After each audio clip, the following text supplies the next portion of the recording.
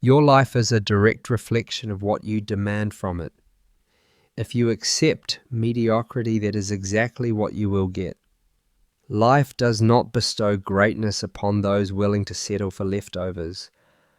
But when you raise your standards, everything changes profoundly and completely.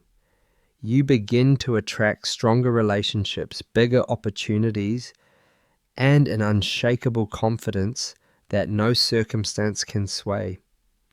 The world meets you at the level you set for yourself. However, if you continue to accept compromise to settle for what is easiest and most comfortable, you are surrendering the inherent greatness within. This is the core question posed to each of us at this moment and at every moment thereafter. Will you be brave enough to demand more from yourself and thereby unlock your true complete potential? Or will you let life simply hand you the leftovers, the scraps from the table of those who dared to demand? The choice is entirely yours, and it defines everything from the smallest to the grandest things in your life's journey. In just a few moments, we will deeply explore how simply raising your personal standards can unlock almost everything you desire. Opportunities far bigger than imaginable relationships that are deep and resilient and boundless growth both as a person and in your endeavors. This is the unseen yet immensely potent power of setting high standards for yourself. When you make the internal decision to set high standards for yourself, you formally inaugurate a complete transformation. The way you think about yourself, about the world, the way you act each day from small habits to major strategic decisions, and the way you respond to and navigate through inevitable challenges and adversities. It all embarks on a journey of change. High standards are not just goals written on paper. They are the silent architects building your destiny. They are invisible but solid walls that clearly define the boundary between what you will be willing to accept and what you will resolutely refuse to enter your life. It is unfortunate to see many people simply drifting through life day after day, accepting a mediocrity that is far from remarkable for only one reason: they have never truly asked for or demanded more from themselves. They accept average, middling results because they have never been bold enough to set a standard for greatness, for outstanding excellence. But take a moment to reflect deeply. What if right today, at this very moment, you made a courageous decision to elevate your own standard to a new level? What if you declared to the universe, and most importantly to yourself, that average is no longer an acceptable option? Immediately, you will begin to see the world through an entirely different lens. Opportunities that once seemed out of reach, that perhaps never even crossed your mind, will begin to appear, clearly transforming into promising possibilities. Doors that previously seemed locked by external limitations or internal beliefs will suddenly swing wide open before you. This is the hidden secret behind every great achievement recorded in human history. A relentless commitment, an unwavering dedication to pursuing continuously higher standards. Imagine you are standing at a crossroads in life.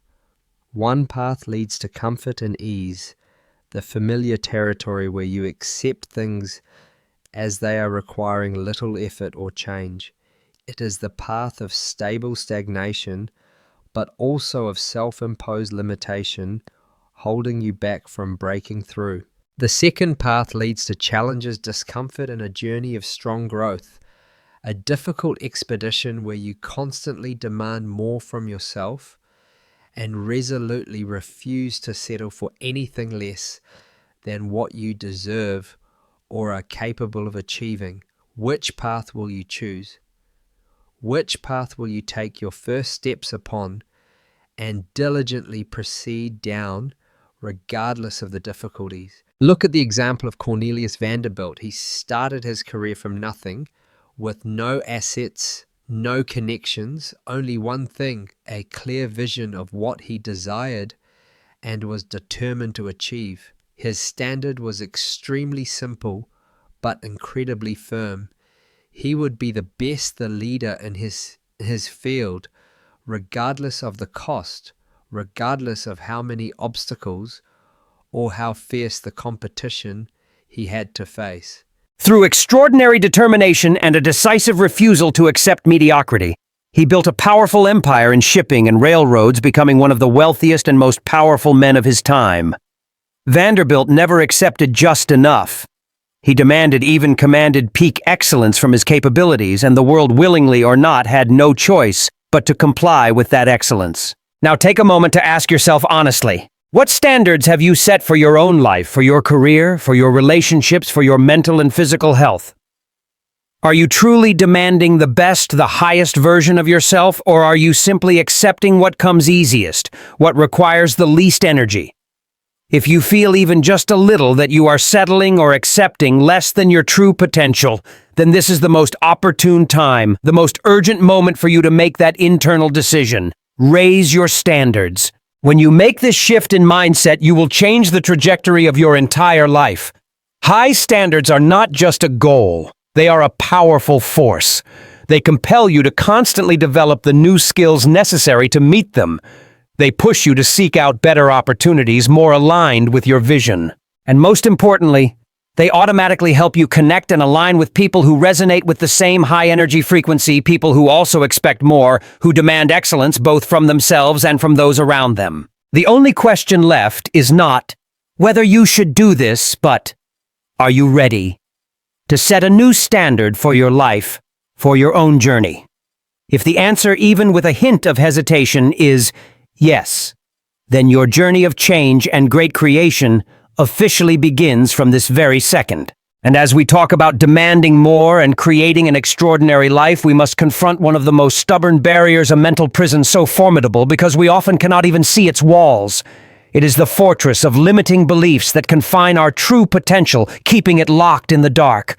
Within these invisible walls, our dreams wither and die, and bright possibilities seem to shrink to the point of disappearing. All simply because of one thing: we have accepted those limitations as if they were undeniable truths, obvious realities about who we are and about this world. Remember the inspiring story of Roger Bannister. At that time, leading medical experts declared running a mile under 4 minutes was a physical impossibility for the human body, even warning that such an attempt could cause permanent damage to the heart. But Bannister, with an unwavering belief, refused to accept that verdict. When he crossed the finish line in 3:59.4, he didn't merely break a world record. Infinitely more important, he shattered a collective mental barrier, an ingrained wall of belief that had held back so many other athletes. What was the miracle?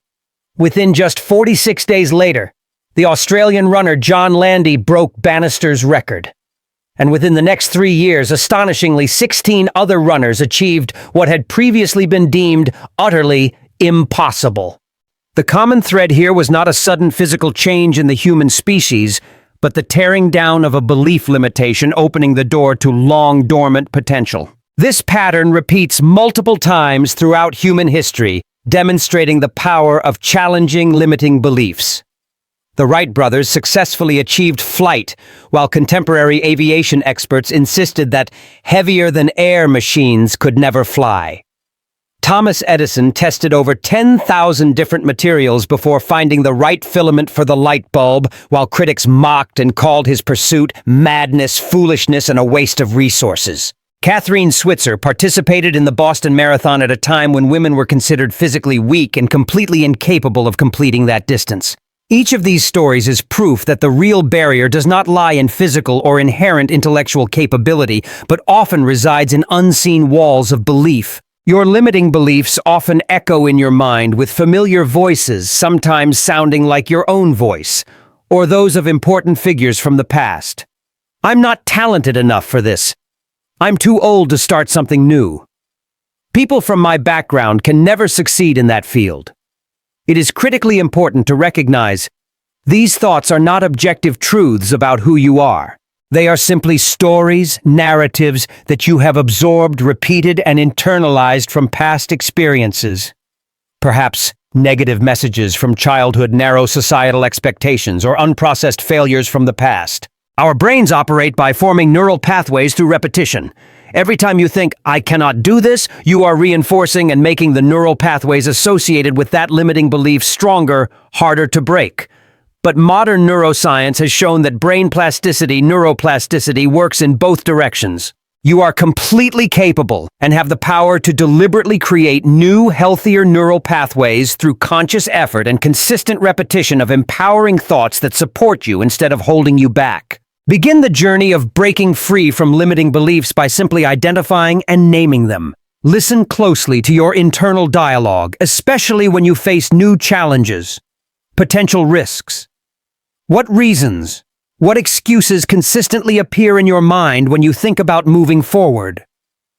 What stories do you often tell yourself about why you cannot achieve your dreams or goals? Next, courageously question those beliefs mercilessly, almost interrogating them. Is there objective, solid evidence that truly supports these limiting beliefs? Or have you simply accepted them automatically as if they were unquestionable, obvious truths? For every limiting belief you identify, actively seek out counterexamples contradicting evidence. Find people who have succeeded brilliantly despite facing similar obstacles or starting points as you. Their stories are living proof that that limitation is breakable, not an unchangeable truth. Then actively replace those limiting beliefs with more powerful, empowering alternatives. Instead of thinking, I am too old, try changing your thought to my experience and wisdom bring advantages younger people do not have.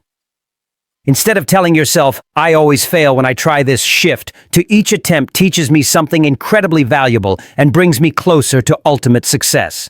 Finally, and perhaps most importantly, begin taking small yet consistent actions that contradict and challenge that limiting belief. Every step forward, no matter how small, will weaken the grip of those old beliefs and simultaneously strengthen your new empowered mindset. Always remember that breaking free from limiting beliefs is not a single event that happens once and is over. It is a continuous practice requiring patience and effort. Old beliefs will sometimes resurface, especially during times when you face great pressure or difficult challenges. When they reappear, calmly recognize them for what they truly are. Just leftover echoes from an old, outdated operating system in your mind. Not a true reflection of your real potential and extraordinary capabilities. Your greatest achievements, the best versions of yourself await you on the other side of these self-imposed boundaries. The question is not whether you are capable of breaking these limits. Science has proven you are. The question is whether you have the will and courage to be ready to try, ready to fight for your freedom and your potential. And once you have dared to raise your standards and dared to believe in your capability to overcome limiting beliefs, the next element to turn that potential into reality is mastering the art of consistency. Greatness is not a sudden accident, a lucky leap that happens in an instant. Greatness is a deliberate accumulation, countless small, regular actions performed repeatedly and compounding over time to create extraordinary achievements far beyond initial expectation. While many people remain forever fixated on waiting for grand dramatic breakthroughs, true mastery germinates and grows only through the quiet yet persistent power of consistently showing up, doing the work, however small, day after day after day, and continuing without pause. Reflect on the incredible capacity of water to shape and transform vast landscapes on Earth. The mighty Grand Canyon was not carved by a sudden deluge or a single powerful geological force. It was formed through the patient, relentless persistence of flowing water, wearing away eroding stone over millions, even billions of years. Similarly, your most meaningful, lasting achievements will rarely come from short-term bursts of heroic effort, but from sustained, deliberate, and continuous practice. Andrew Carnegie's rise from impoverished immigrant to steel industrial titan, one of history's wealthiest individuals, is a classic example of this principle. Starting as a bobbin boy, earning just $1.20 per week, Carnegie did not become a millionaire overnight. Instead, he methodically climbed through positions at the Telegraph Company and the Pennsylvania Railroad, completely mastering each role, accumulating deep experience and knowledge before moving to the next higher level. When he finally entered the steel industry, it was his consistent and ceaseless application and improvement of the Bessemer steelmaking process, while other competitors hesitated and were slow to adopt new methods that created a production revolution surpassing everyone. Neuroscience also explains why consistency holds such miraculous transformative power. Each time you repeat an action, whether learning a new skill, practicing a good habit, or simply writing a few lines daily, the myelin sheath wrapping those neural pathways associated with that action becomes thicker, stronger. This makes performing that action much easier afterward, almost automatic. It is this biological process that explains why initial progress often feels painstakingly slow to the point of discouragement. Your brain is literally building new neural infrastructure, a solid foundation. The real challenge lies not in understanding the importance of consistency, everyone knows that, but in how to actually practice it, especially during those times when motivation inevitably wanes. Motivation by nature is incredibly unstable. It fluctuates, rising and falling with your mood, energy levels, and circumstances. Relying solely on motivation is a nearly guaranteed recipe for eventual failure. Instead, the most successful people develop systems routines that make consistency possible regardless of their emotional state at the time. Another extremely effective strategy is applying the minimum viable effort approach. Instead of aiming for perfect performance or maximum output each day, commit to showing up, demonstrating persistence even if only at a minimal level. On difficult days when you feel tired or discouraged, just do 5 minutes of exercise or write just 50 words, no more needed. This small action, while seemingly insignificant, preserves the consistency chain, keeping the habit from being broken while also respecting your current limitations. Visibly tracking your consistency also provides a powerful psychological boost. Comedian Jerry Seinfeld's "Don't Break the Chain" method, simply marking a big X on a calendar each day he completed his script-writing goal, created extraordinary motivation for him. Few forces can motivate you more strongly than seeing your unbroken streak of consistency day after day. And perhaps the most important thing is redefining consistency itself. Perfection is not the ultimate goal. The goal is relentless persistence. When you inevitably miss a day or stumble on the journey, the core and most valuable skill at that moment is the ability to start again immediately, without self-punishment, without wallowing in disappointment or guilt. Champions are not those who never fall, but those who continuously return to their practice, to their disciplined habits after each stumble. The question here is not whether consistency works. History and science have proven it to be a truth. The question is whether you are willing to accept and practice the less than glamorous, often repetitive, and sometimes boring daily work that is the essential prerequisite for creating extraordinary results. Are you willing to keep going, keep maintaining when progress seems slow to the point of being imperceptible? Are you willing to place absolute trust in the process when others demand easier, faster shortcuts? Your answer to these questions will not only determine what you achieve, but also determine who you will become. Greatness requires persistence, but the journey to greatness is littered with obstacles, failures, and moments of crushed hopes. This is when the power of resilience, the ability to recover and bounce back, becomes the defining quality. Life rarely unfolds according to the perfect plan we envision. Between where you stand now and where you aspire to be is a terrain as rugged and treacherous, marked by unexpected detours, formidable, seemingly impassable barriers, and moments of suffocating disappointment where it feels like everything is collapsing. However, it is precisely within this challenging landscape that resilience, the ability to spring back after a fall, emerges as the most characteristic quality of those who ultimately achieve brilliant success. Not because they avoid failure, but because they refuse to be defined or defeated by it. Consider the relentless pursuit of Thomas Edison to create the incandescent light bulb. Each failed experiment represented not just wasted materials, but potentially wasted months, even years, deemed useless by others. When contemporary journalists deliberately framed his journey as a long series of miserable failures, Edison famously uttered the classic quote that completely shifted the narrative: "I have not failed. I've just found 10,000 ways that won't work."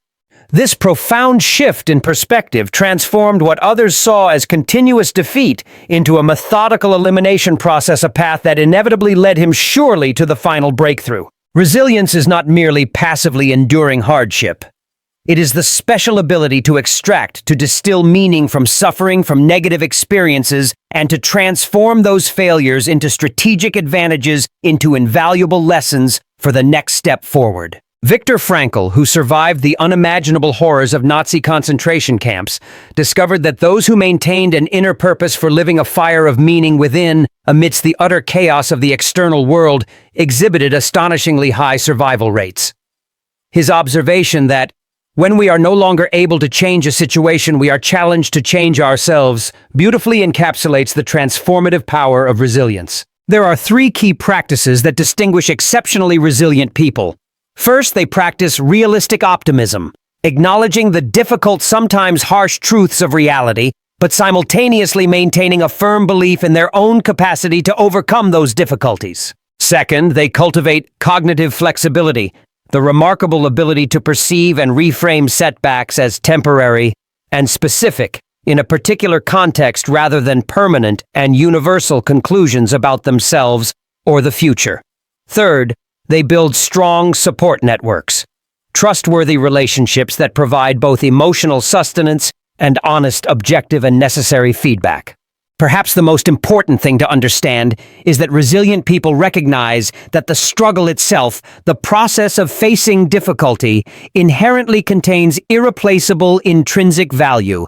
Just as our muscles grow stronger through resistance training, stressing them under pressure, our character fortitude and capacity to endure are developed through adversity and challenges. The Japanese art of kintsugi, the technique of repairing broken ceramic bowls and plates with a special lacquer mixed with gold, provides a beautiful metaphor. Instead of hiding the cracks, kintsugi highlights them, creating a new object that is more beautiful, more valuable precisely because it has been broken and healed, polished by that process. The question posed to you is not whether you will encounter obstacles and stumble in life. That is 100% guaranteed. It is an indispensable part of the journey.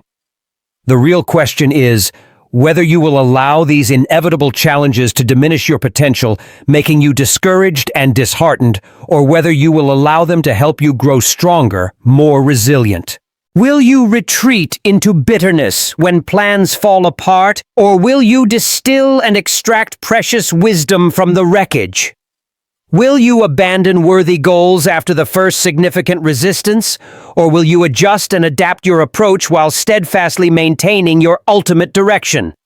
Always remember, resilience does not mean you never fall, but that you always have the ability to get up one more time than you fall. And in that process of continuously, persistently rising, lies the great difference between a life filled with disappointment and a legacy filled with triumph.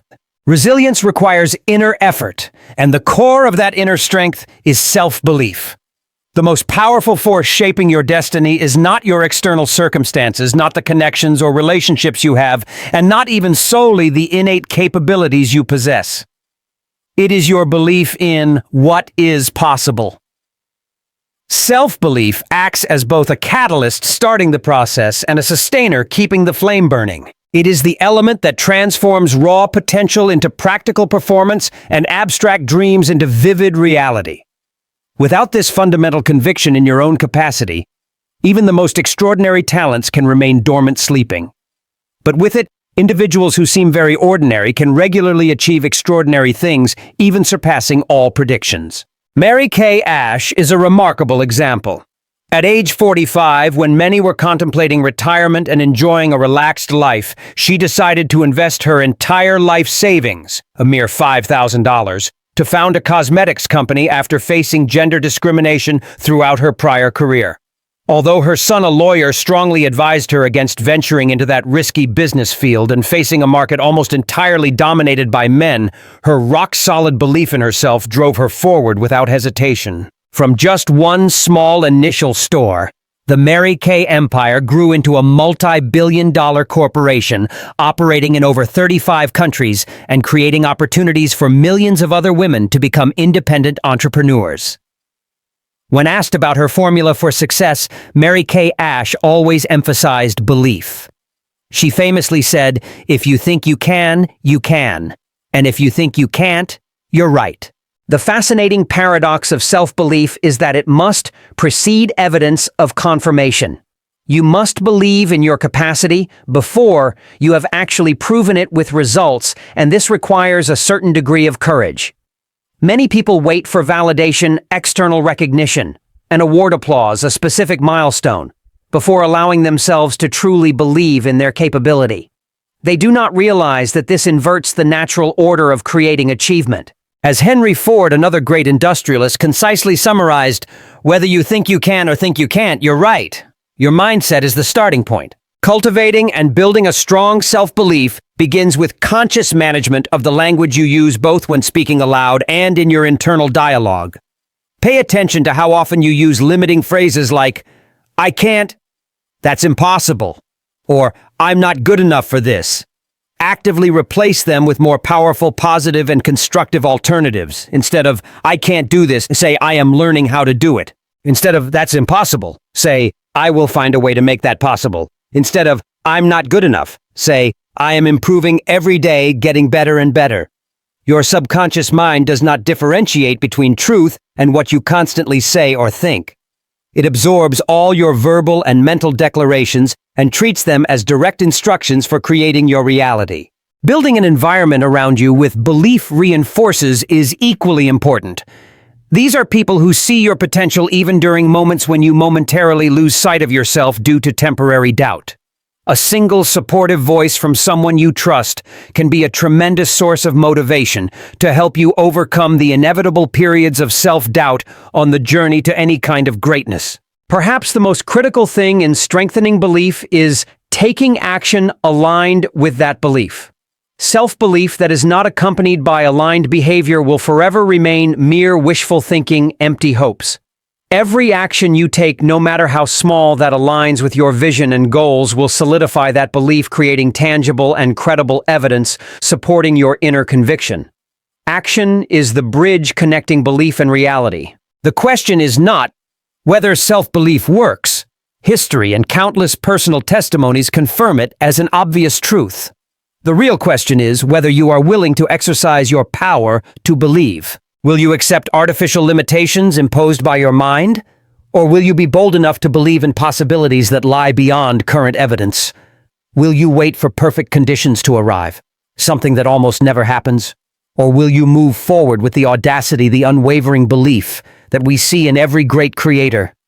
Your greatest potential awaits your belief to activate it. The time to believe, to begin taking action, is now. And once you are ready to raise your standards, break limiting beliefs and build self-belief. Turning it all into reality requires another crucial quality in this modern chaotic world: the discipline of focus.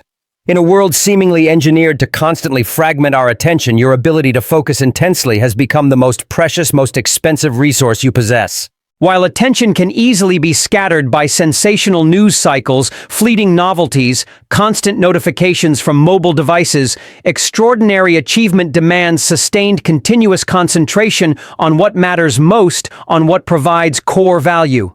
Focus is what transforms scattered potential, like widely diffused but weak sunlight, into concentrated power, like a laser beam capable of cutting through steel. The human mind, remarkable as it is, fundamentally operates as a single-channel processor. Modern neuroscience reveals that we do not truly multitask effectively.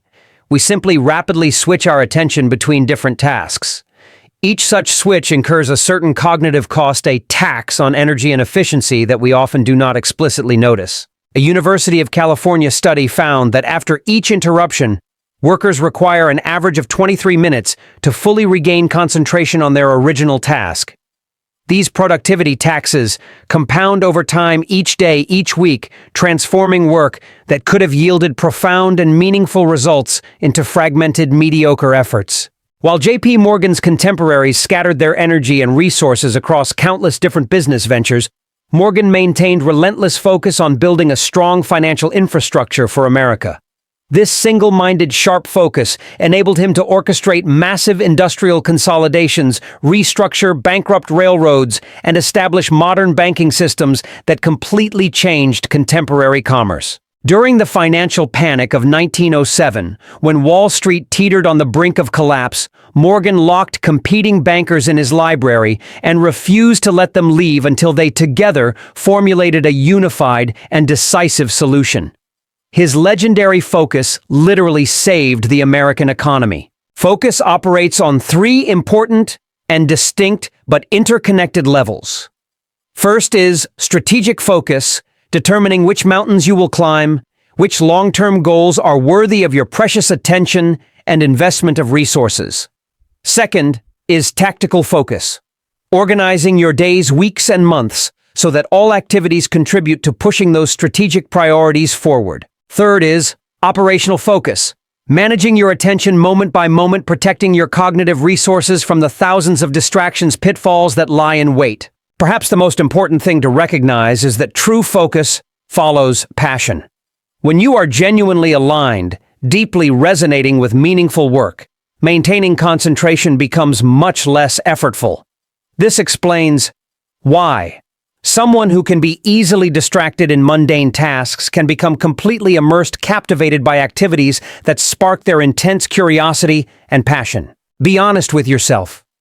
How much of your day passes in distraction with your attention only at a half level, not fully immersed in the task at hand? How many projects that could potentially be life-changing remain forever unfinished while you constantly react to urgent but small and unimportant demands? What greatness could German grow powerfully if you dedicated all your cognitive resources, all your focus towards your most important priorities? The next revolution, the profound prosperity and influence, belongs to those who know how to cultivate and maintain focus in an age of widespread distraction. The question is not whether focus works. Science and history have strongly proven that. The issue is whether you are willing to protect this precious resource, your attention, your ability to focus, as vigilantly and determinedly as you would protect any other irreplaceable valuable asset. Will you continue to easily yield, allowing your attention to be captured by whatever is shouting loudest? Or will you resolutely reclaim control of it to reserve for the things that are truly most important to your life? Focus helps you move forward, and that forward journey requires you to constantly make decisions. Mastering the art of decision-making is one of the key skills shaping destiny. Our lives open up, develop, evolve through the gateway of choices. Every decision you make, whether it is a major turning point or seemingly minor everyday choice, shapes your reality with a tremendous cumulative power that few other forces can match. While some people simply drift passively through life, abandoning their path to circumstances or the expectations of others, masters of decision-making actively engineer their own destiny through deliberate choices that reflect their deepest values and boldest aspirations. The quality of your decisions essentially will determine the quality of your entire life. This is not an abstract philosophical concept far away. It is a daily, very practical reality. Your health, your personal and professional relationships, your career, your satisfaction and fulfillment in life, all crystallize from the thousands, the millions of decisions you have made in the past and continue to make daily. Common wisdom and prevailing opinion at the time of Andrew Mellon dismissed aluminum as merely something curious, impractical, too expensive to be widely commercially viable. But Mellon, with a strategic foresight far ahead of his time, made a brave and audacious decision. He financed the Pittsburgh Reduction Company, later Alcoa, the world's largest aluminum corporation.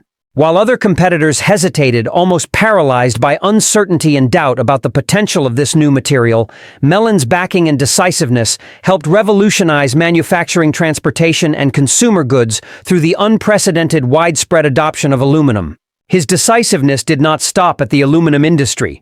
His wise banking decisions saved countless businesses from collapse during economic downturns. And his decisions regarding collecting and acquiring art ultimately formed the solid foundation for the National Gallery of Art in Washington, D.C., one of the world's most prestigious art museums. Effective decision-making operates on three interconnected levels. First is values-based decisions, establishing your core priorities, what is truly most important and meaningful in your life. Second is strategic decisions, determining your overall direction, long-term goals, and how you allocate your resources, time, money, energy.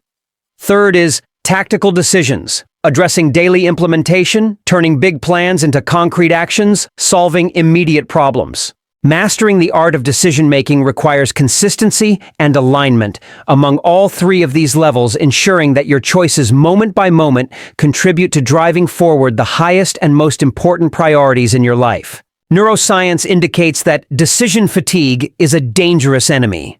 Every decision we make depletes a small portion of our cognitive energy, and this depletion accumulates, significantly impairing the ability to make quality decisions thereafter.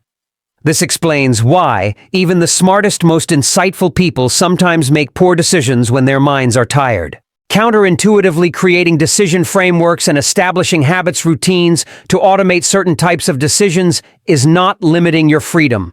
On the contrary, it preserves that precious energy for genuinely consequential matters that require deeper deliberation. There are 5 practices that distinguish exceptionally effective decision makers. First, they clarify their core values, creating a filter that automatically eliminates options misaligned with fundamental principles. Second, they gather sufficient information but not excessive, avoiding falling into analysis paralysis. Third, they consult trusted advisors, but retain ultimate responsibility for the decision themselves. Fourth, they set clear deadlines for making decisions, preventing indefinite procrastination. Fifth, and perhaps most importantly, they fully commit once a decision has been made, dedicating energy to execution rather than constantly second-guessing, doubting their choice. Perhaps the key point is that they realize that indecision itself is already a decision, and often the worst possible one to make. As Theodore Roosevelt pointed out sharply, in any moment of decision, the best thing you can do is the right thing. The next best thing is the wrong thing, and the worst thing you can do is nothing. Reflect honestly and brutally about yourself. How many times have you postponed, delayed making an important decision, merely holding a vague hope that absolute clarity would arrive miraculously, even though it almost never appears? How many opportunities have passed by, slipped through your fingers while you were hesitating, overthinking? How much precious mental energy of yours is wasted in constantly revisiting unresolved matters? Your decision-making muscle, like any physical muscle, will grow stronger through deliberate exercise. Start with smaller, simpler decisions. Develop the habit of making them quickly and decisively, then sticking to them. Gradually escalate to more important choices using more structured methods like pro-con analysis or decision matrices. With regular practice, you will develop what is called decisive intuition, a characteristic quality of leaders and individuals who achieve exceptional results. The most empowering realization in the art of decision-making is while you cannot completely control the final outcome of a decision, there are always unexpected factors you hold absolute and complete control over: the decision itself and the process leading to it. Will you use this profound power deliberately, thoughtfully, or will you abdicate it through passivity and ingrained habits of procrastination? The answer to this question may be the most important decision you ever make in your life. Decisiveness and the ability to make decisions require energy, and that energy is often generated from another inner strength, the strength of self-discipline. The distance between aspiration and achievement is often bridged by a single quality. A solid bridge, it is self-discipline. While talent can create potential and initial capability, and strategy can provide a clear direction, only disciplined, persistent execution truly transforms that potential and plan into living reality. This internal strength, the ability to consistently choose long-term fulfillment over immediate desires, comforts, and ease, is what separates those who only ever dream, aspire, from those who actually engineer, deliberately build their own destiny. Self-discipline acts as a keystone habit, strengthening and elevating every aspect of personal performance, almost creating a positive domino effect. Neuroscience confirms this through studies of willpower as a trainable resource. Every disciplined choice you make, no matter how small, for example, the decision not to eat an extra piece of sweets or to start exercising right upon waking, is literally strengthening the neural pathways associated with the ability to focus, impulse control, and the capacity to delay immediate gratification. This creates a positive cycle. Initial discipline breeds greater discipline later, cumulatively increasing your capacity for achievement in every domain. Consider the case of Cecil Rhodes, born into a humble family with a preacher father and one of 11 children. Rhodes arrived in South Africa at age 17 with poor health and extremely limited financial resources. While others rushed into the diamond fields to seek quick and risky fortunes, Rhodes did not. He calmly, methodically studied the industry deeply, quickly realizing that consolidation and control of supply would create immense value previously unimagined. Despite facing countless obstacles that could have crushed anyone with less discipline, including a heart condition that nearly claimed his life, Rhodes systematically acquired mining claims and established De Beers, eventually controlling up to 90% of global diamond production.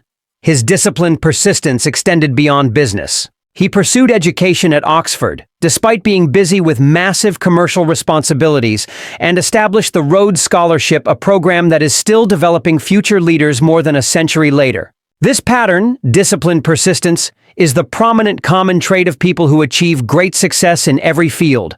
Olympic athletes maintain rigorous training schedules regardless of how their personal motivation fluctuates. Reputable writers produce pages of script every day, whether inspiration visits or not.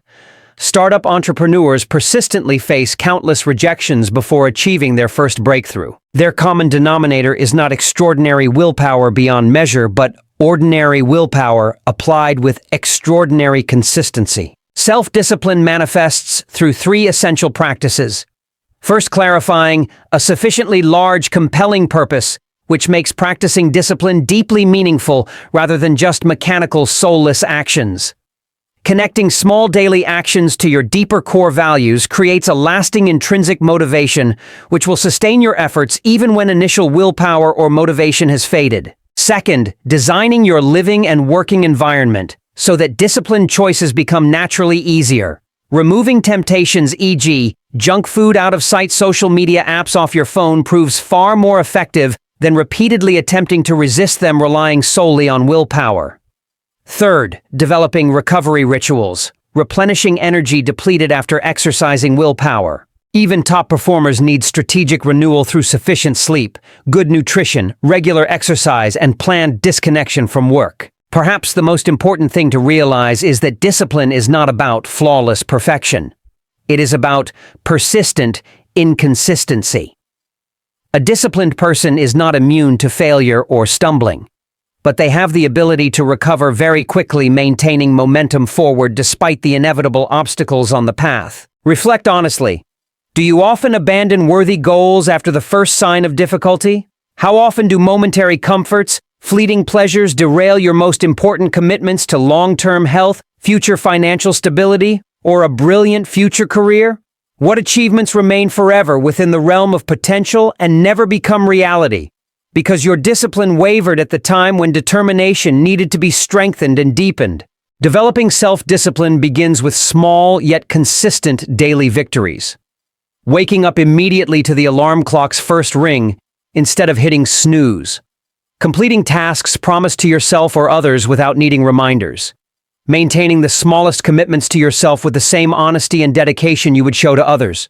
These seemingly small victories are exactly what builds the muscle of the disciplined mind, the one required to achieve great accomplishments. The fundamental question is not whether you are capable of self-discipline. You completely are. The issue is whether you are willing to accept the temporary discomfort, the short-term lack of ease in doing what is necessary to achieve long-term mastery. Will you continue surrendering to impulsive, fleeting desires? Or will you develop that disciplined character that makes achieving results inevitable, unavoidable, rather than something that happens only occasionally? Besides discipline, great achievement is often supported by another strong inner element: building unshakable confidence. At the core of every extraordinary accomplishment always lies an invisible force, something internal. It is confidence capable of transcending circumstances. While talent and strategy play important roles, nothing can amplify your potential as powerfully as unwavering belief in your own capabilities. This is not abstract psychology. This is a daily, very practical reality. Confidence, even on a physiological level, alters your performance by regulating stress hormones, optimizing cognitive function, and enhancing physical coordination. True confidence does not arise from external validation or recognition. It comes from an internal process of cultivation, a deliberate practice of building trust in yourself. Every time you honor a commitment you made to yourself, Every time you directly face a daunting challenge, or every time you successfully get back up and recover after a failure, you are depositing evidence into your confidence reservoir. These accumulated experiences, little by little, forge an unshakable self-trust that nothing can easily erode, a self-trust strong enough to confront and overcome life's inevitable challenges. Richard Arkwright is a wonderful example. Born the youngest of 13 children into a poor family, Arkwright received minimal education and began his life as a barber's apprentice. Despite lacking formal training, financial resources, and any social connections, he saw opportunities in textile manufacturing that others completely missed. When his initial rudimentary spinning frame prototypes faced skepticism, even active resistance from threatened competitors, Arkwright persisted. His conviction proved to be correct. His water frame revolutionized textile production, establishing the factory system that defined the entire industrial revolution and transforming Arkwright from a penniless barber into a knighted industrialist. This pattern repeats throughout history. Marie Curie pursued her research on radioactivity despite exclusion and prejudice from the academic world, based on her gender. Henry Ford continued refining the assembly line despite multiple prior heavy business failures. Rosa Parks maintained her dignity and commitment to civil disobedience despite a bullying, often violent system.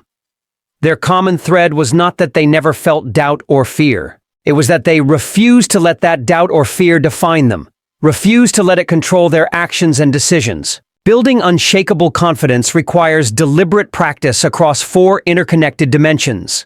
First, develop competence through deliberate skill building.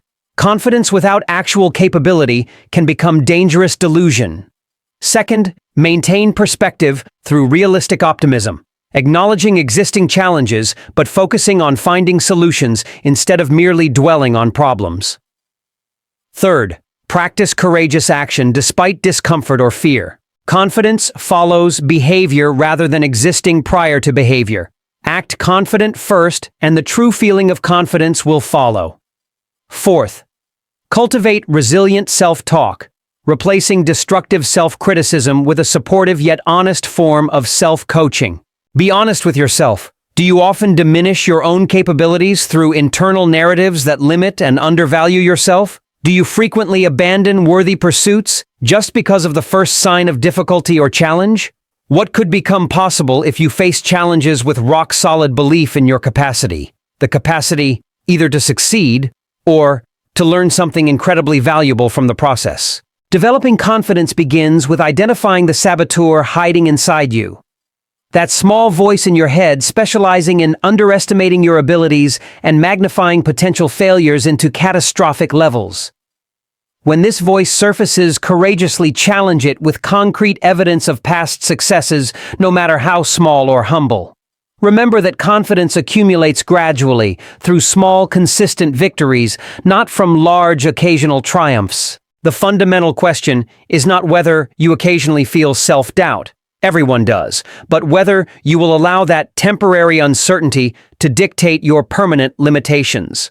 Will you continue to surrender to apprehension, or will you cultivate the courageous confidence that transforms aspirations from mere dreams into splendid achievements? The world truly bows before those who approach it with unshakable confidence. Not because reality suddenly changes, but because these confident individuals persistently seek solutions where others only see problems, see insurmountable obstacles. On the journey to achievement and building a resilient, self-believing person, you will realize that change is not something to be avoided, but the path to growth. Change always arrives, sometimes uninvited, but inevitably. It transforms landscapes, disrupts familiar equilibriums, and challenges comfortable certainties we've become accustomed to. Instinctively, many people resist these changes, fiercely clinging to familiar patterns, even when those patterns are outdated, and limit them. However, human history has shown something unmistakable. Those who truly thrive are not necessarily the strongest or the smartest. They are those who are most adaptable, most responsive to change. Adaptability. The capacity to adjust beliefs, behaviors, and strategies in response to shifting realities represents humanity's most essential evolutionary advantage. Charles Goodyear is a painful but incredibly inspiring example. Facing potential bankruptcy after his hardware store failed during an economic depression, Goodyear became obsessed with solving rubber's fundamental flaw, its tendency to melt in summer heat and crack in winter cold. Despite having no formal chemistry training, accumulating debts that often landed him in prison, Goodyear persisted through hundreds of continuous failed experiments. His family often went hungry while he still used the scarce resources to pursue his obsession. After 5 grueling years of relentless experimentation, a lucky accident spilling a mixture of rubber and sulfur onto a hot stove revealed the process of vulcanization, which revolutionized manufacturing and made rubber an indispensable material. Although Goodyear died heavily in debt, $200,000, his willingness to embrace continuous change, accepting failure as part of the process, ultimately completely changed transportation, industrial processes, and countless products we rely on daily. Neuroscience explains why change often causes such strong resistance. Your brain, designed primarily for survival, instinctively conserves energy by favoring established neural pathways. Novel situations trigger the threat response in your amygdala, releasing stress hormones that narrow your thinking, exactly when adaptability requires a broader perspective. However, paradoxically, this same neuroplasticity is your greatest strength. Every time you successfully navigate change, you are literally rewiring neural connections, making future adaptation progressively easier. Growth does not happen despite discomfort or lack of ease, but precisely because of it. Just as our muscles grow stronger through the stress of resistance training, pushing against pressure, our cognitive and emotional resilience is enhanced through processing unfamiliar, challenging environments.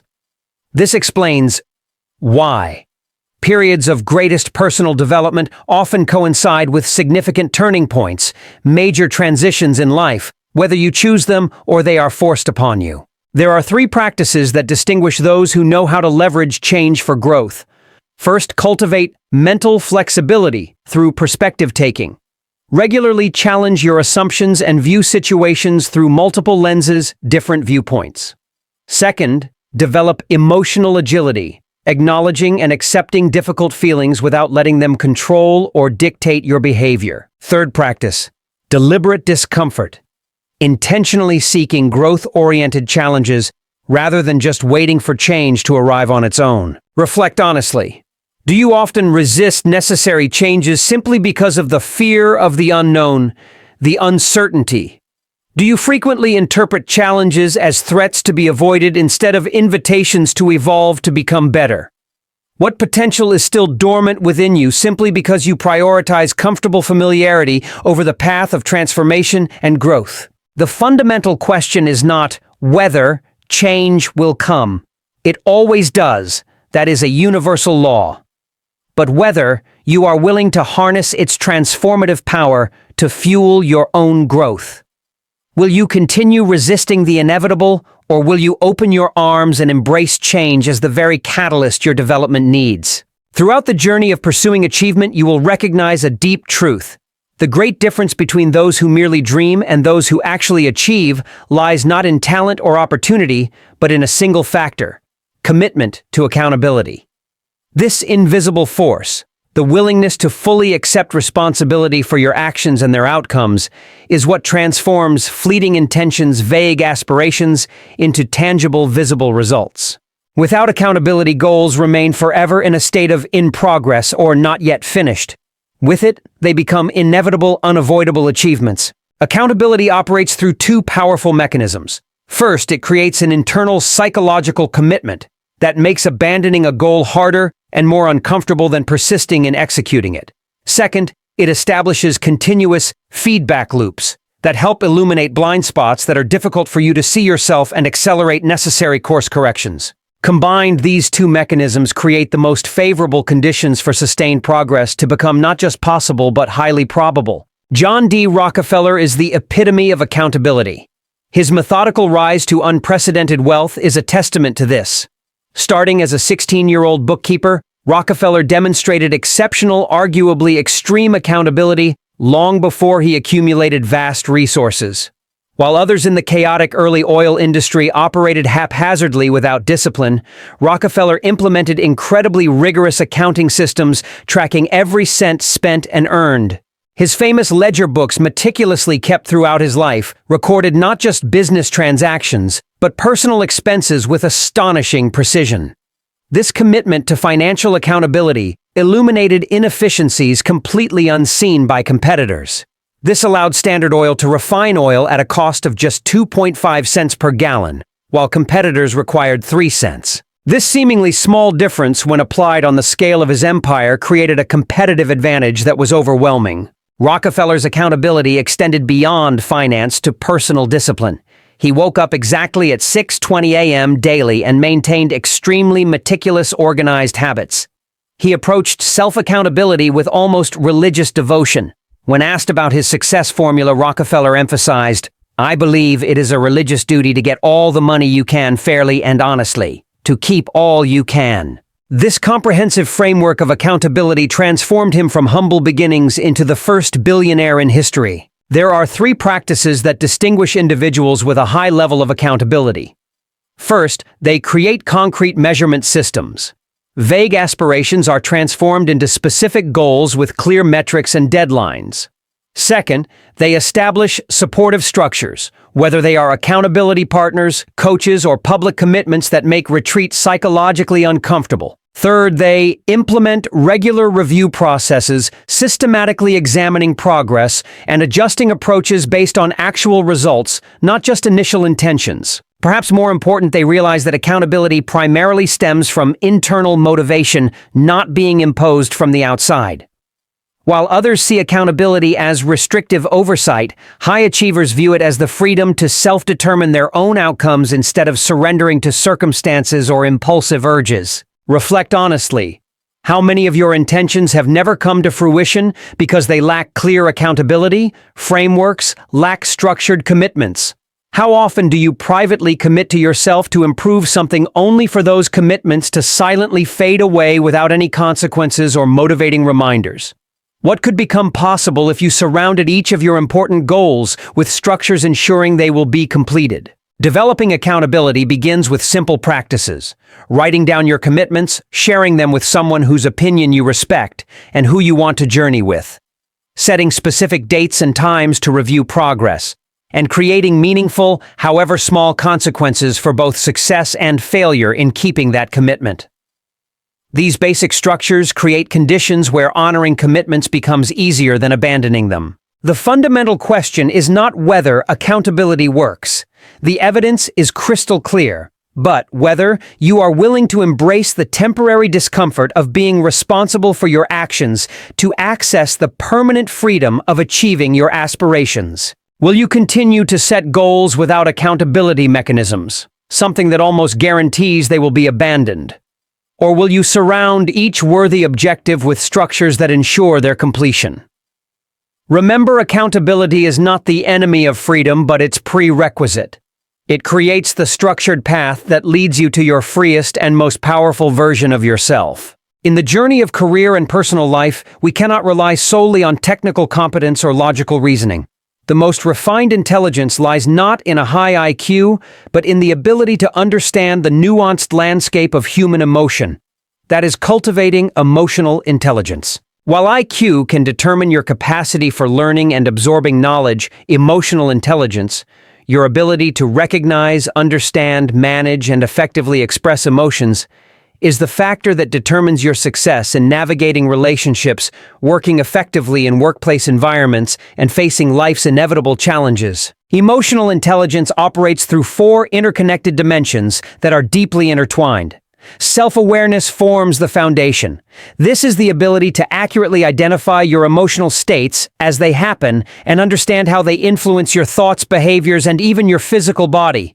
Self-regulation is built upon this self-awareness being the ability to manage emotions effectively and deliberately, using them productively instead of letting them control and dominate you. Social awareness extends your emotional perception outward, allowing you to recognize, read, and empathize with the emotions of others through the capacity to put yourself in their shoes.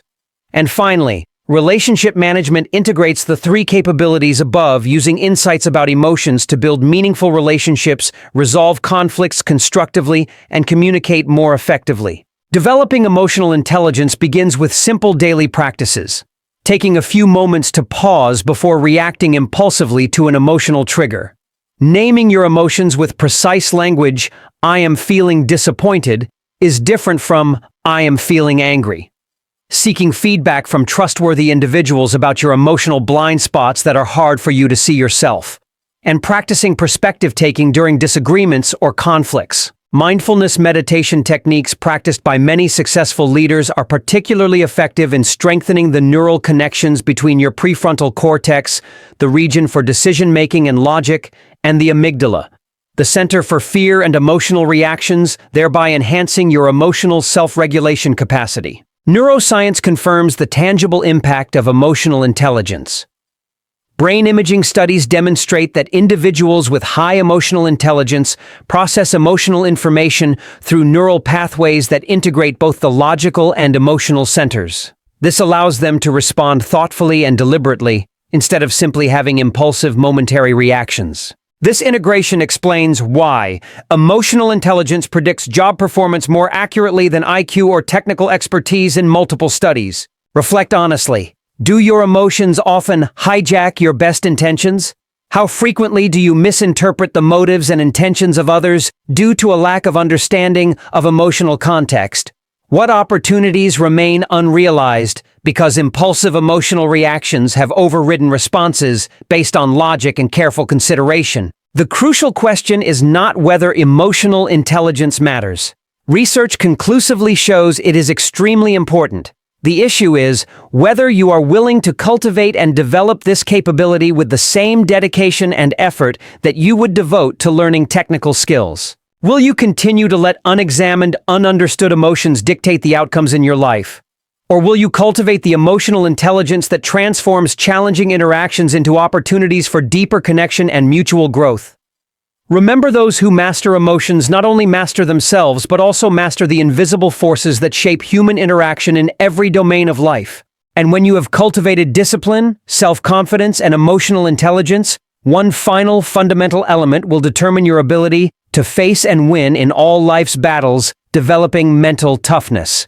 The ultimate determinant of achievement is not innate talent, not lucky opportunities you receive, and not even the most intelligent strategy you devise. It is mental toughness. This fundamental quality, the capacity to persist through adversity, maintain sharp focus despite all distractions, and recover quickly after stumbles and failures, is what separates extraordinary performers from those who only show potential. While physical strength visibly transforms bodies, mental toughness is invisible, but powerfully transforms outcomes in every domain of human endeavor. Mental toughness operates through four closely interconnected components.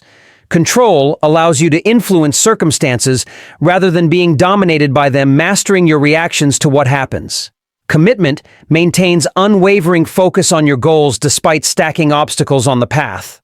Challenge is the ability to reframe adversity as opportunities for growth and learning rather than as threats to be avoided. And confidence, as we've discussed, provides the necessary self-belief to face difficulties rather than avoiding them. Combined, these elements create psychological resilience that can withstand extreme pressure under which less prepared minds would crumble. Consider the extraordinary leadership of Ernest Shackleton during the Imperial Transantarctic Expedition. After their ship, the Endurance, became trapped in ice and was eventually crushed. Shackleton led 27 men through a horrifying scenario where survival seemed impossible.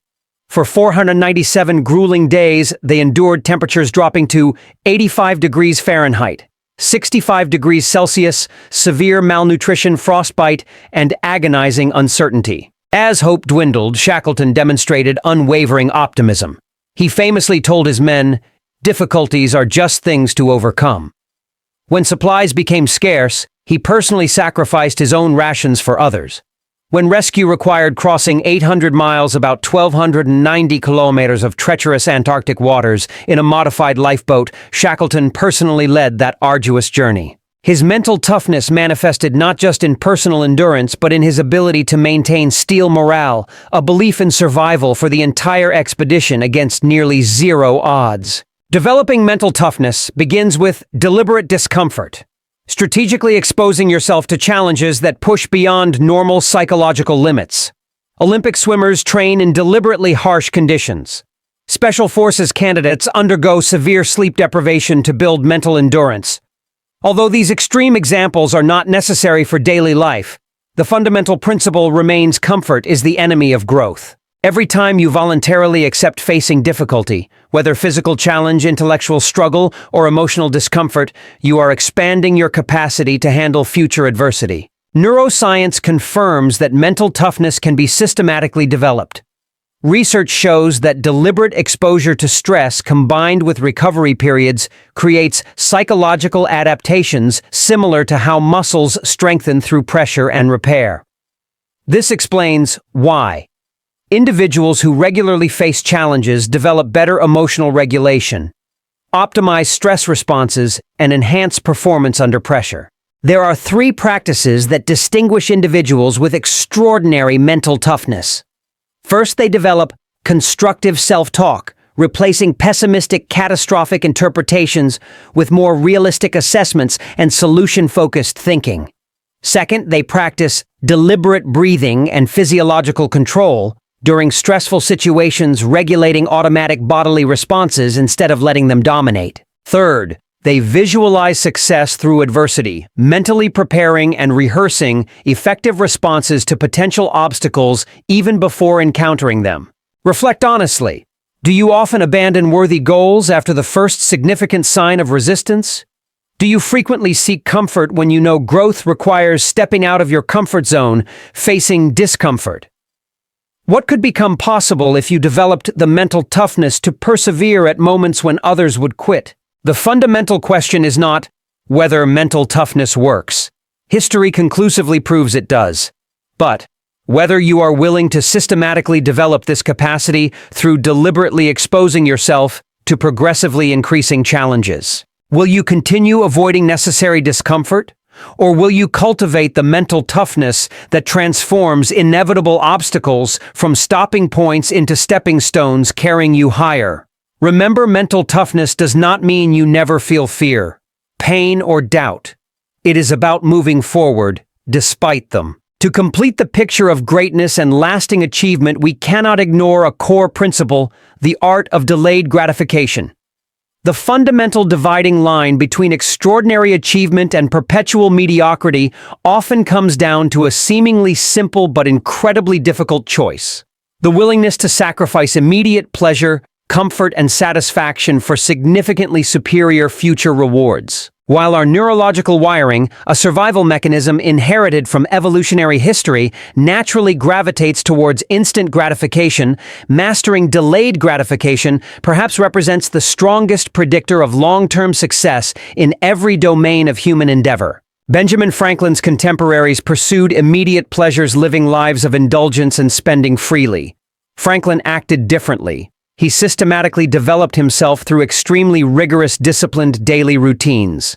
He woke up at 5 a.m. each day and dedicated the early hours to learning and self-improvement before starting his business work. Instead of spending his earnings on luxuries, he reinvested in new printing equipment, which multiplied his production capabilities and profits. While others sought immediate social approval, Franklin methodically practiced 13 virtues, focusing on cultivating one virtue each week, persevering throughout his life. His famous quote, "An investment in knowledge pays the best interest," encapsulated his philosophy of sacrificing present comfort to build future superior capacity. Franklin's delayed gratification extended beyond personal development to civic and national contribution. He established America's first public lending library at a time when keeping books to himself would have yielded larger immediate financial gain. He refused to patent his inventions when significant immediate profit was readily available. He spent years abroad lobbying, securing crucial support from France for American independence, instead of enjoying a comfortable retirement. This consistent pattern, continuously sacrificing immediate rewards for larger, more meaningful goals in the future, created a legacy spanning science, politics, publishing, diplomacy. Such achievements would have been entirely impossible without extraordinary patience and discipline. Practicing delayed gratification requires developing 3 interconnected capabilities. First, future visualization. Create vivid and compelling mental images of the significant, meaningful, long-term benefits of your goals, which makes them more attractive and powerful when facing immediate temptations. Second, impulse interruption. Insert a small gap between the stimulus, the craving, the immediate desire, and the action-reaction using simple techniques like the 10-second rule, pausing for 10 seconds before acting on an urge. Third, environment design. Structure your surroundings to make disciplined choices naturally easier by removing immediate temptations from reach and sight. Perhaps most importantly, realize that delaying gratification becomes a positive, self-reinforcing cycle. Every time you successfully prioritize future rewards over immediate pleasures, you are strengthening both the neural pathways supporting this ability and your own belief in your capacity to exercise it. This creates positive momentum that transforms individual choices into lifelong patterns, lifelong habits. Reflect honestly. How many potential investment opportunities remain unexplored because they require an initial sacrifice, a willingness to accept discomfort in the short term? How often do immediate comforts derail your most important long-term goals regarding future health, financial stability, or a brilliant later career? What potential remains buried simply because delaying gratification seems like denying gratification, turning it into something negative, painful, instead of an investment? The fundamental question is not whether delayed gratification works. Research and experience have conclusively proven it. But whether you are willing to accept that temporary discomfort to achieve significantly superior results and rewards in the long run. Will you continue to prioritize what feels good easy, right now, even if it's temporary? Or will you cultivate that patience and discipline, which transforms ordinary potential into extraordinary achievement, into a lasting legacy? And that is the point: building a legacy that lasts. Legacy transcends tangible achievement. It extends beyond what you accumulate or accomplish for yourself. Legacy expands far beyond that, reaching the lasting impact you create in the lives of others, in the organizations where you work or contribute, and in the communities where you live and make a difference. While accolades will fade and material possessions will eventually diminish, legacy persists, endures through the lives you have transformed and through the value you transmit to future generations. This deep, meaningful footprint represents the ultimate measure of a life truly well lived, not what you collected, but what you contributed. The things that continue to make a positive, profound impact on generations extending beyond your own lifetime. Consider the humble yet visionary beginning of John Cadbury. Starting his career as a tea dealer in Birmingham in 1824, Cadbury could have solely focused on profit in an era where industrial exploitation of labor was widespread, almost standard practice. Instead, he infused his Quaker values into every business decision, believing that commercial success and social responsibility were inseparable companions, not competing interests. While his contemporaries ruthlessly exploited their workers, Cadbury pioneered revolutionary working conditions, establishing healthcare systems for employees, educational programs, and eventually building Bourneville Village, a high-quality village with housing parks, recreational facilities, and schools for his employees and their families. This commitment to human dignity was not merely a surface-level philanthropic gesture. It was foundational to Cadbury's business philosophy. He famously said, "Business has both a soul and a body, and the soul is the most important of the two." Although he faced competitive disadvantages from these significant investments in his people and community, Cadbury steadfastly maintained that an ethical, humane business operation would ultimately create a sustainable and enduring advantage. History proved his belief entirely correct. Cadbury's principled approach attracted the best talent, fostered continuous innovation, built unwavering customer trust, and established a unique, strong corporate culture that propelled the company's success long after his death. Building a lasting, enduring legacy requires cultivating four interconnected dimensions. First is value legacy. Identifying, clearly articulating, and consistently demonstrating the core principles that guide your decisions and actions. Second is relationship legacy. investing in building and nurturing meaningful connections, deep relationships that have the power to transform the lives of others through mentorship, guidance, support, and authentic presence in their lives. Third is institutional legacy. Creating or strengthening, making robust organizations, businesses, projects, or movements that are capable of surviving and continuing to make a positive impact even without your direct involvement. Fourth is knowledge legacy. Systematically developing and sharing the experience, lessons, and wisdom you have accumulated, providing others with a solid foundation to build upon your contributions. Perhaps most importantly, recognize that building a legacy happens daily through seemingly minor choices, not just through grand, large gestures occasionally performed. Every interaction you have either strengthens or weakens the values you hope to transmit. Every decision you make either makes the organizations you are part of stronger or weakens them. Every relationship you cultivate either transmits or dilutes the wisdom you have accumulated. Reflect honestly. What values are truly reflected through your daily actions? Which organizations or communities are becoming stronger, better because of your involvement and contributions? Who is developing their full potential more because of your influence and help? What wisdom are you systematically documenting and passing on that will last longer, reach further than your direct contribution? The profound question is not what you will accumulate or achieve in this life, but what will remain. What will continue to multiply and grow after you are gone? Will your impact rapidly diminish after your departure, or will it continue to ripple outward, creating positive domino effects through the lives, organizations, and communities that you have meaningfully shaped? Building a legacy begins with clarifying your life's purpose, a vision extending beyond personal success.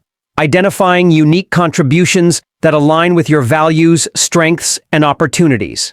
It continues through deliberate investment in relationships and institutions capable of sustaining and multiplying these contributions.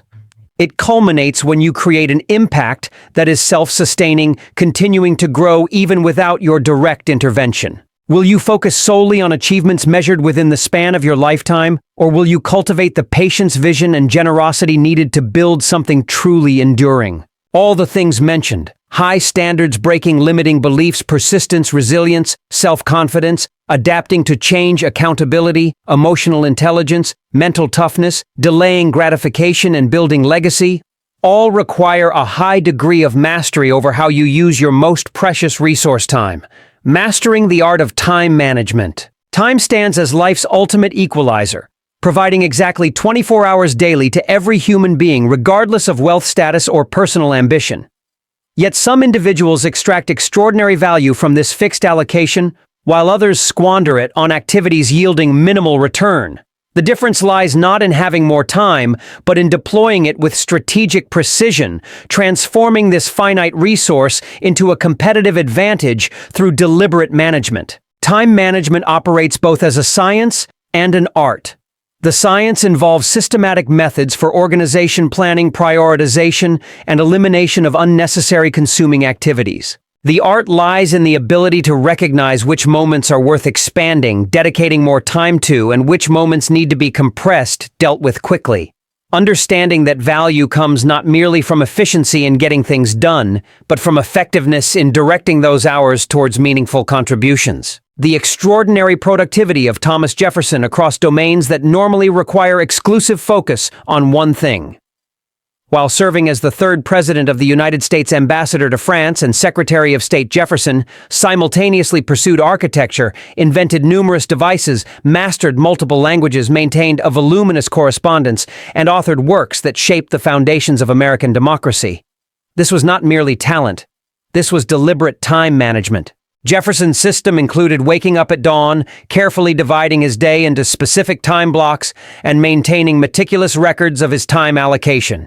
He famously said, "The sun has not caught me in bed in 50 years. Instead of approaching time casually, Jefferson treated it with the same precision he applied to scientific experiments, testing methods, measuring results, and refining approaches based on outcomes. Effective time management requires developing 4 interconnected practices. First, value clarification, identifying what truly matters versus what merely appears urgent. Second, intentional allocation, designing your schedule to reflect your own priorities instead of letting it be dictated by the expectations or demands of others. Third, focused execution. Developing the discipline to maintain deep concentration on important tasks despite distractions around you. Fourth, strategic renewal. Recognizing that effective time management paradoxically requires building in recovery periods which help replenish depleted mental resources. Perhaps most importantly, recognize that time management serves a meaningful purpose, not just efficiency. The goal is not to become a productive machine without meaning.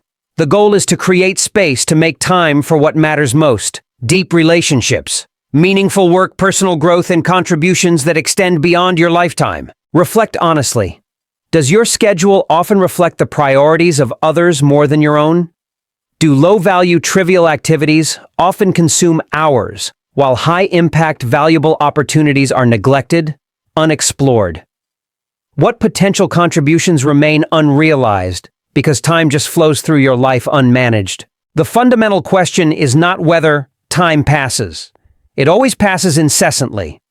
But whether it passes purposefully, deliberately. Will you continue to let external demands and internal distractions fragment your attention, your time, or will you develop those disciplines, turning time from an enemy into your strongest ally?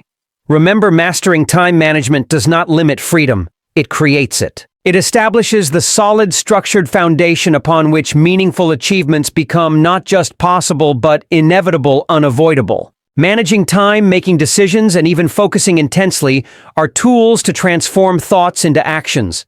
And the heart of effective action is foresight, the importance of strategic thinking. Strategic thinking transcends mere sequential planning.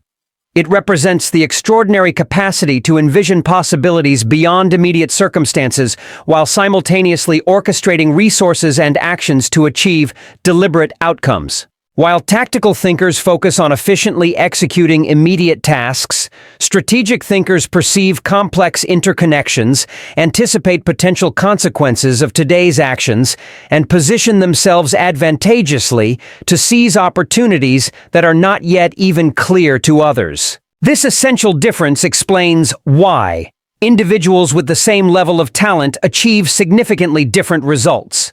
Tactical thinking reacts to circumstances. Strategic thinking creates circumstances. Tactical thinking solves present problems. Strategic thinking prevents them before they happen. Tactical thinking maximizes existing resources. Strategic thinking develops future capabilities, things capable of completely changing the competitive landscape. Andrew W. Mellon's extraordinary impact on American industry is a superb example of the power of strategic thinking.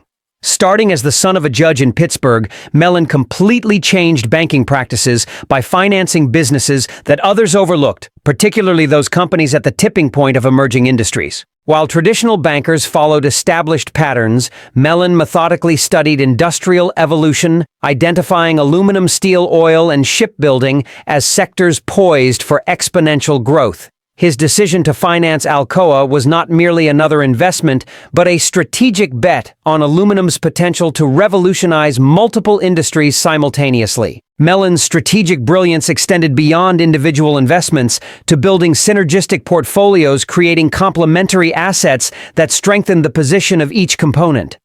While serving as Secretary of the Treasury under 3 presidents, Mellon again demonstrated far-sighted strategic vision, implementing tax policies and debt reduction strategies that facilitated America's unprecedented economic expansion in the 1920s. Even his art acquisitions reflected strategic thinking, systematically collecting masterpieces that eventually became the foundation of the National Gallery of Art. Developing strategic thinking requires cultivating 4 interconnected capacities.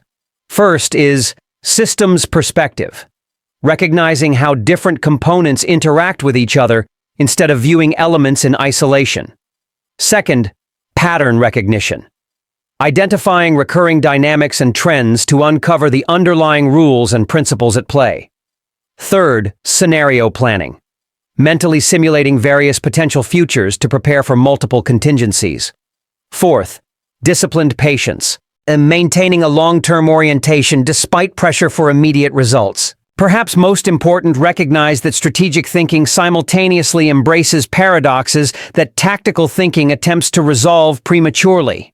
Strategic thinkers balance stability with adaptability, short-term performance with long-term capability analysis, with intuition and global perspective, with implementation at the local level.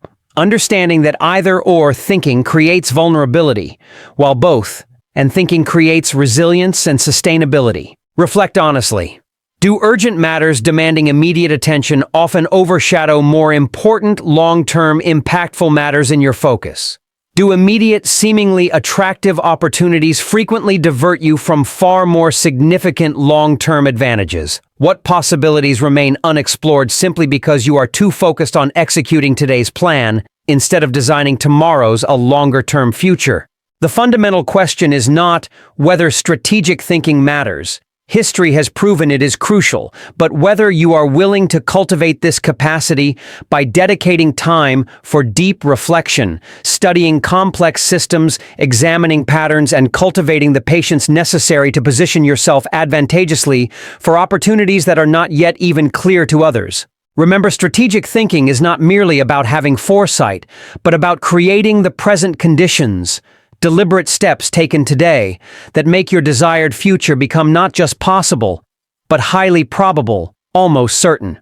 And as you embark on the journey of creating your future with strategic thinking and deliberate action, you will surely face an invisible adversary, a familiar human ghost: fear. Overcoming fear and embracing courage.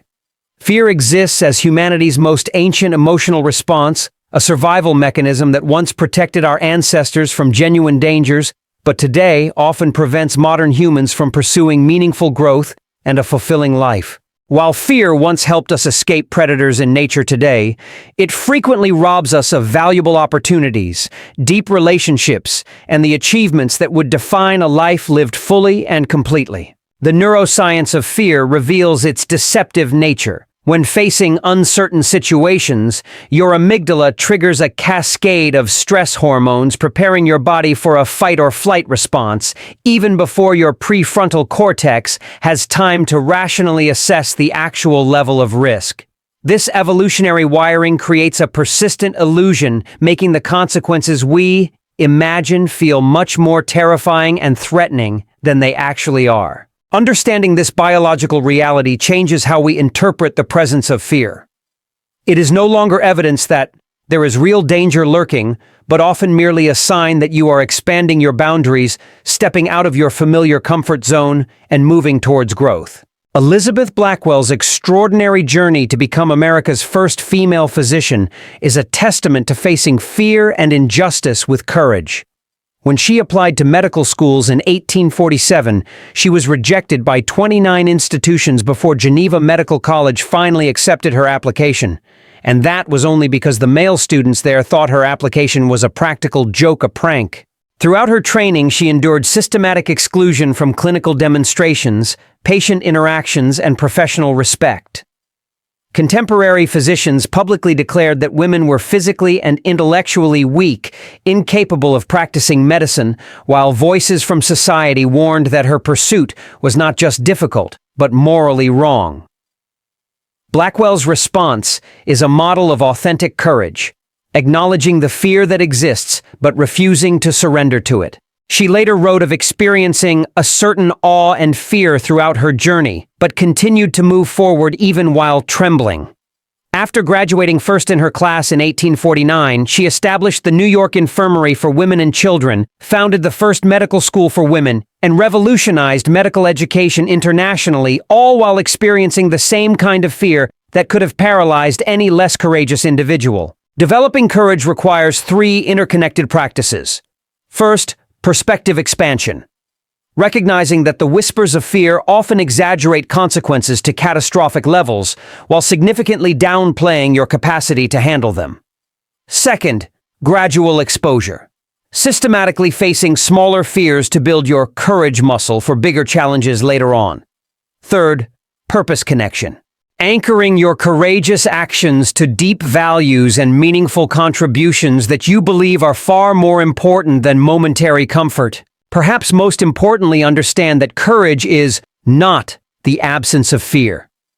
Courage is acting despite that fear. Truly courageous people experience the same physiological responses as everyone else. Rapid heartbeats, butterflies in their stomach, catastrophic thoughts in their mind. But they refuse to let these temporary sensations dictate their permanent limitations. Reflect honestly. How many opportunities have you missed not because they were impossible, but because they simply felt uncomfortable, scary? What potential contributions remain unrealized, held captive within you, simply because fear whispered they were too difficult, too risky? What could become possible if you recognized fear, but refused to give it decision-making authority over your life? The fundamental question is not whether fear will appear. It surely will whenever you approach meaningful growth. The issue lies in whether you will treat it as an insurmountable barrier or merely a piece of information, a signal that you are moving forward. Will you continue to allow fear to define your boundaries and limit yourself?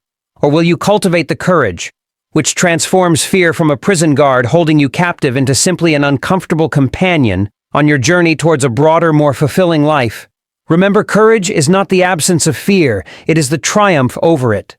The richest, most valuable possibilities in your life await you on the other side of the illusory barriers that fear has erected. In every journey towards achievement, whether professional or personal, no one truly succeeds alone. The myth of the self-made individual completely overlooks a fundamental truth. Extraordinary achievement germinates and grows not through isolation, but through connection. Behind every remarkable success story lies an invisible web of relationships. Mentors who guided colleagues who collaborated, and networks that amplified individual capacity into collective impact. Your ability to cultivate these connections perhaps represents the most valuable professional and personal asset you possess. Relationship capital operates on three distinct but closely connected levels. Operational connections provide immediate resources and opportunities to get daily work done. Strategic relationships bring invaluable wisdom, perspective, and guidance that shape major decisions.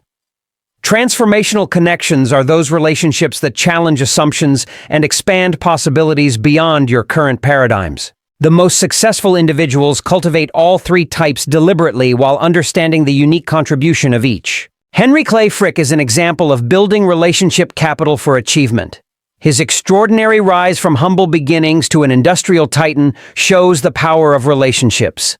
Starting as a bookkeeper in his grandfather's distillery, Frick quickly realized that advancement required more than just technical skill. It demanded the development of strategic relationships. His careful cultivation of banking relationships provided crucial financing for his initial Coke operations at a time when competitors struggled to secure capital. His alliance with Andrew Carnegie changed both their trajectories. Combining Frick's operational expertise in Coke production with Carnegie's steel manufacturing created unprecedented vertical integration in the industry, yielding overwhelming competitive advantage. Frick's networking extended beyond immediate business circles to deliberately encompass political, cultural, and financial spheres of influence. His relationships with figures like banker Andrew Mellon, whom we've mentioned, and political leader Mark Hanna created invaluable information channels providing competitive advantage through early awareness of economic shifts, regulatory changes, and market opportunities. While competitors simply reacted to developments, Frick positioned himself ahead of them through strategic relationship cultivation. Building powerful networks requires developing four interconnected practices. First, authentic curiosity. Showing genuine interest in the experiences, perspectives, and expertise of others rather than merely connecting transactionally. Second, consistent value creation. Contributing meaningfully to the success of others before expecting to receive anything equivalent in return. Third, strategic introduction. Connecting individuals whose collaboration will create mutual benefit. Fourth, relationship maintenance. Nurturing connections through regular meaningful contact rather than only interacting transactionally when needs arise. Perhaps most importantly, realize that relationship building is a process of long-term cultivation, not just an occasional harvest. The most powerful networks arise from consistently investing in relationships at times when you do not immediately need anything. This creates a bank of goodwill and connections that are readily available when inevitable challenges require genuine collaboration. Reflect honestly. Do you often approach networking as a genuine opportunity for mutual growth, or merely as a transactional exchange quid pro quo? Do you frequently invest in maintaining relationships with existing connections in your network, more than just pursuing new ones? What opportunities remain unexplored because your network lacks diversity? Diversity across industries, backgrounds, or perspectives. The fundamental question is not whether relationship capital matters. Research conclusively proves it does. But whether you are willing to approach it with the same strategic intention you apply to other professional assets. Will you continue to view relationships as lucky accidents, random occurrences? Or will you deliberately cultivate a constellation of connections that transforms your individual capacity into collective achievement? Mutual support that transcends individual limitations. Remember, a network does not just reflect your net worth.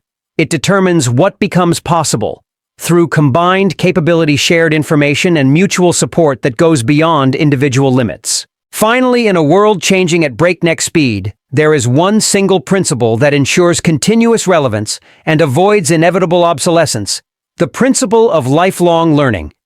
The dividing line separating constant relevance and uselessness lies in one's commitment to perpetual lifelong learning.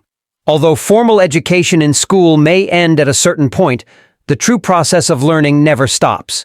It transforms from an institutional requirement to a personal revolution, from an external expectation to an internal imperative originating from within each person. Those who embrace this principle do not merely adapt to the changing times. They anticipate and even shape those changes. Learning operates through neurological transformation, literally rewiring neural pathways through deliberate practice and exposure to new information. Every time you acquire new knowledge or develop new skills, you are not just simply accumulating more information. You are fundamentally changing your cognitive architecture, the way your brain processes and connects ideas. This neuroplasticity explains why continuous learning creates exponential returns like compound interest. Each new piece of knowledge, each new insight connects with your existing body of knowledge, creating growth in understanding that is exponential rather than merely linear. Cultivating lifelong learning requires developing 4 interconnected practices. First is structured curiosity. Systematically exploring fields beyond your current expertise instead of simply deepening existing knowledge. Second is deliberate application. Immediately applying new knowledge, new insights into practice instead of viewing learning as just dry theoretical exercises. Third is reflective documentation. Capturing and recording observations and conclusions to build your personal knowledge repository, which can be referenced and connected later. Fourth is knowledge sharing. Teaching or sharing what you have learned with others, which strengthens your own understanding through the process of articulating and explaining. Perhaps most important, realize that learning transcends formal learning contexts. It germinates and grows through daily conversations, through life experiences, through failures analyzed deeply, and through deep reflection. The most powerful and breakthrough insights often emerge not in classrooms but in moments of genuine curiosity, followed by systematic investigation and contemplation. Reflect honestly. Do you often approach each new day as an opportunity for deliberate growth rather than merely for getting work done and maintaining superficial productivity? Do you often venture outside your comfort zone of expertise into new fields that challenge your existing assumptions? What potential remains undiscovered simply because learning for you is merely an incidental thing happening when you have time or when necessary, rather than a deliberate, invested journey? The fundamental question is not whether learning matters. History has proven it to be a survival requirement in all ages, especially in this digital era, but whether you are willing to approach it with the same strategic intention it deserves. Will you continue to view knowledge acquisition as merely a random necessity based on circumstance? Or will you embrace the transformative power of continuous learning, the force that turns ordinary potential into extraordinary impact? Remember, in a world of accelerating change, the only sustainable advantage lies not in what you currently know, but in how rapidly you can learn what you do not yet understand. Raise your standards and watch your life transform. Demand excellence from yourself, resolutely refuse mediocrity, and continuously raise the bar higher every single day. When you expect more, you will achieve more. Stop settling for less than you deserve, less than your true capabilities. Build a life that reflects your full, authentic potential. Start today because the standards you set define your destiny.